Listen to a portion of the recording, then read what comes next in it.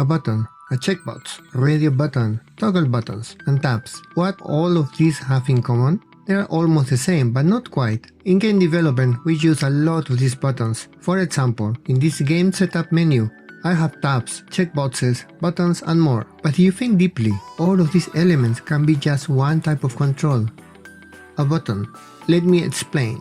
Welcome back. If you are new to the channel, I make games, and you can download many of my games from the link in the description below. A button can be clicked, and that's the main functionality it has. If we add two features to it, we can make that button behave like checkbox, radio button, toggle buttons, or tabs. And that's how I develop all the graphical user interface in my UI library. So what are those two things? First, we need to add a state tracker. For example, it's selected or not selected. By adding this functionality, we can make the button behave like a checkbox, check or not check, or like a toggle button, or a switch, enable or disable, true or false, just two states. The only difference between them is the skin, how it is shown on screen, but functionality is the same. Second, we can add a grouping function. Grouping will allow the button to behave like a radio button, or like tabs, where only one can be selected at a time. So I added a toggle group function that will keep track of the behavior of a group of buttons. For example, in this case of radio buttons, you may have multiple of those, but only one can be selected at a time. Changing the look and feel of a button with a toggle group option can turn it into radio buttons, or tab buttons, since only one tab is selected at a time. By adding those two things into the button control, I can turn a button into anything, simplifying the programming of any game. Let me show you how I use this concept. To make the filter option for my next game, I developed this screen in just a few hours,